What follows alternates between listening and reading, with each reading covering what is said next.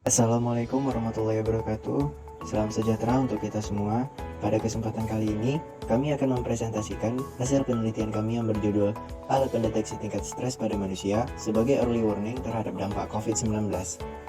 Kami dari tim Analog PCR yang beranggotakan Farhan Fadila Putra sebagai Ketua Tim, Suci Wulandari sebagai anggota 1, dan Muhammad Rofi sebagai anggota 2.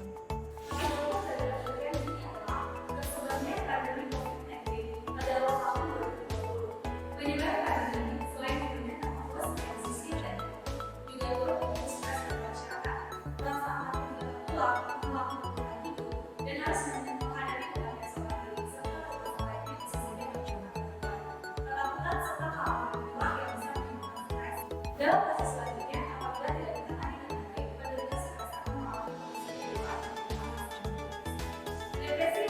lanjut dapat menyebabkan gangguan sosial yang keinginan hidup. Oleh karena itu, untuk menghindari hal tersebut, dibutuhkan sebuah alat yang yang berfungsi sebagai deteksi segala macam dari pada manusia, sehingga dapat memiliki warning berguna untuk mengambil sikap dan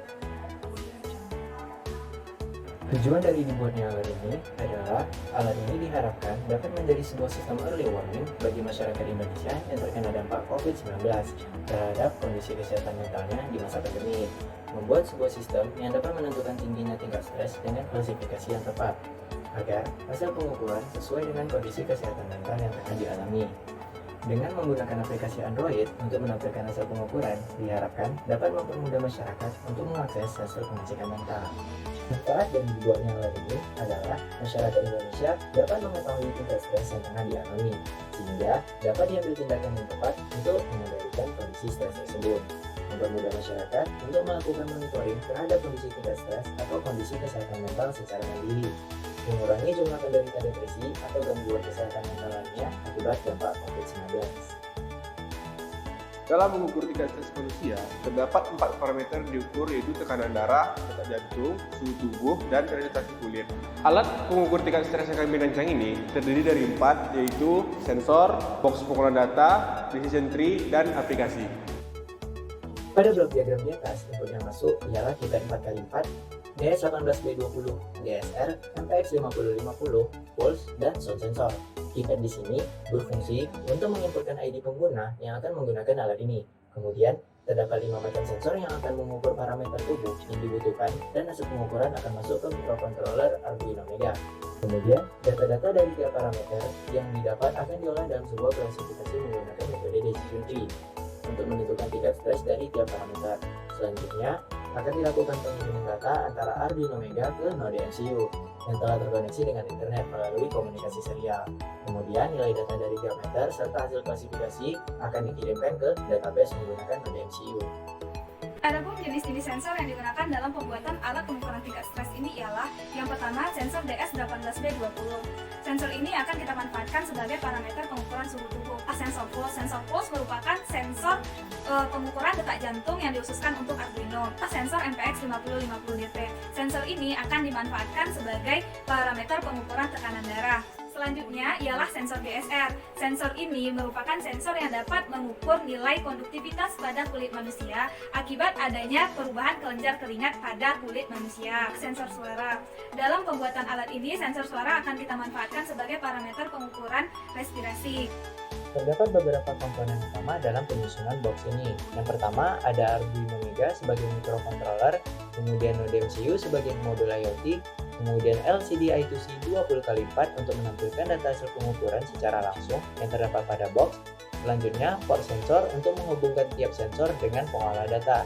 Selanjutnya, terdapat juga keypad dan power supply. Untuk membuat sebuah klasifikasi decision tree, hal pertama yang kita butuhkan adalah menyiapkan rancangan data yang didapat dari nilai parameter tingkat stres dari tiap sensor. Kemudian rancangan ini nantinya akan digunakan sebagai dataset untuk membuat pohon keputusan.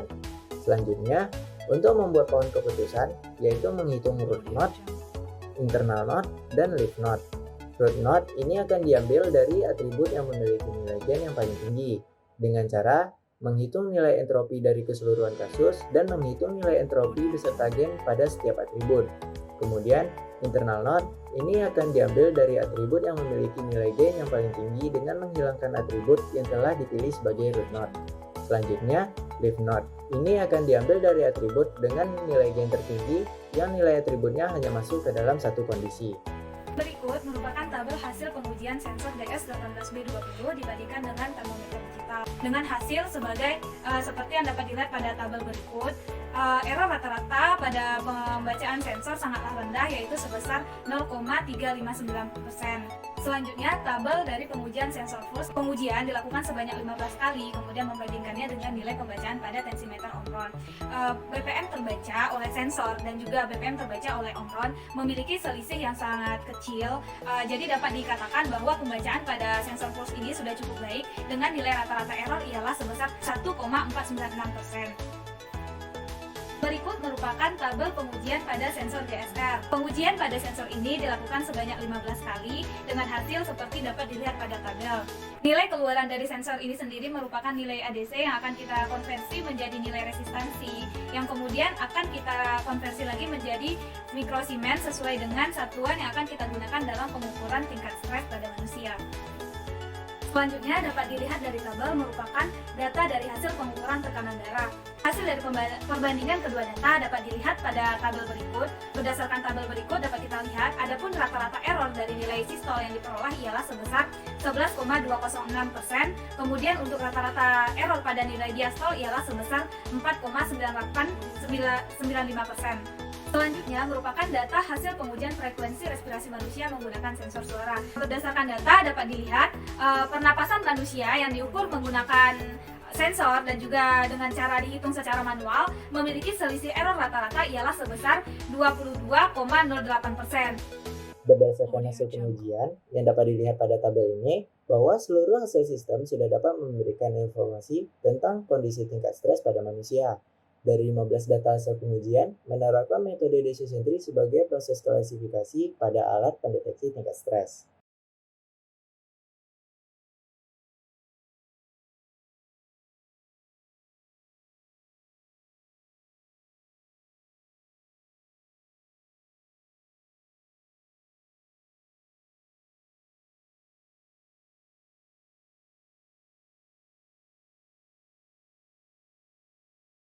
Sekian presentasi dari kami. Terima kasih sudah menonton.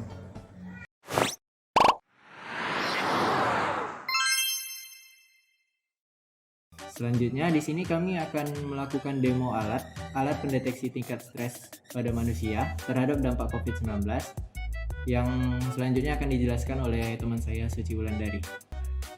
Selanjutnya untuk melakukan running pada alat, kita akan menekan nanti tombol push button. Sebelum itu terlebih dahulu alatnya dipasangkan dulu kepada saudara Farhan.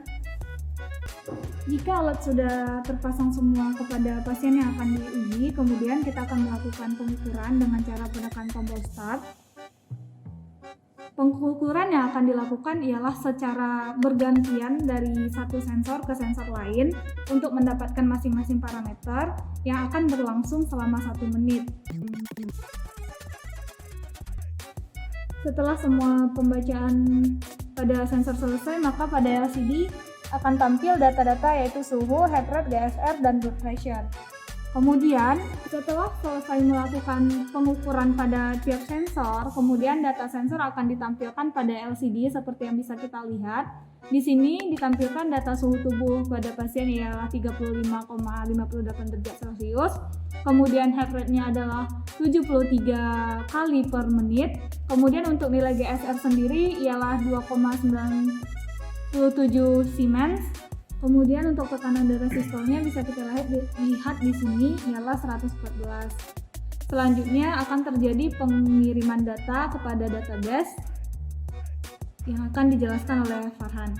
Setelah seluruh data tampil pada LCD, maka secara otomatis data-data yang terdapat pada LCD ini akan dikirimkan ke database. Seperti yang dapat kita lihat di sini, Diketahui data GSR-nya 2,57, HR-nya 73, BP-nya 114, dan data suhu sensornya 35,38. Dan diketahui kondisinya normal.